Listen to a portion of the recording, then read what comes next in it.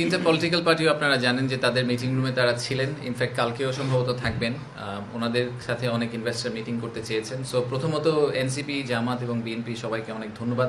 ওনারা যে কষ্ট করে একটা টিম পাঠিয়েছেন, সবাই টিম পাঠিয়েছেন। ইনফ্যাক্ট অনেকে ক্রিয়েটিভলি তাদের নিজেদের ব্রোশার করেছেন, তাদের ভিউ কি ইনভেস্টমেন্ট ক্লাইমেটের ব্যাপারে ওরকম পেপার্স করেছেন, গিফট রেডি করেছেন ইনভেস্টারের জন্য। তো সব ব্যাপারে সবগুলো ক্ষেত্রে আমি বলবো যে ওনারা আসলে খুবই ফোর্থকামিং ছিলেন আমাদের সাথে। আমরা একসাথে কাজ করেছি পুরো জিনিসটা নিয়ে।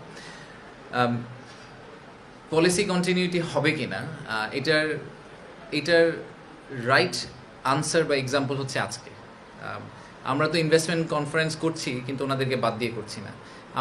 আমি জানি না আপনারা আগে কোনো ইনভেস্টমেন্ট কনফারেন্সে এরকম অ্যাটেন্ড করেছেন কিনা, যেখানে পলিটিক্যাল পার্টিগুলোকে আলাদা আলাদা মিটিং করার সুযোগ দেওয়া হয়েছে।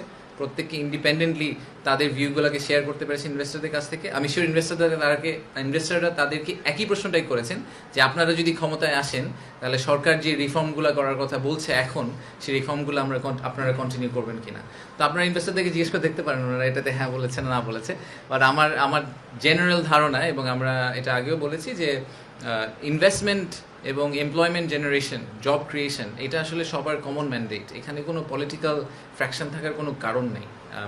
হতে পারে যে কনস্টিটিউশনের ক্ষেত্রে ডিফারেন্ট মতামত থাকতে পারে, কনস্টিটিউশনাল অ্যামেন্ডমেন্ট, কনস্টিটিউশনাল কমিশন, এইসব ব্যাপারে যে রেকমেন্ডেশন আছে সেখানে ডিফারেন্ট মতামত থাকতে পারে। বাট ইনভেস্টমেন্ট ক্লাইমেট ইমপ্রুভ করার ব্যাপারে আসলে ডিফারেন্ট মতামত থাকার কোনো কারণ নেই। বাংলাদেশে ইনভেস্টমেন্ট দরকার, সেটা লোকাল থেকে হোক, ফরেন থেকে হোক, এবং বাংলাদেশে এমপ্লয়মেন্ট জেনারেশন দরকার। জব ক্রিয়েশন আমাদের জন্য is the biggest opportunity and challenge. So এটা সবাই খুব ক্লিয়ারলি বুঝেন। তো আমার ধারণা যে আমি আশা করছি আপনারা ইনভেস্টরদেরকে জিজ্ঞেস করে দেখতে পারেন, ওনারা তো ঘোরাঘুরি করছেন, ওনাদেরকে জিজ্ঞেস করে দেখেন যে পলিটিক্যাল পার্টিগুলো কী বলেছে।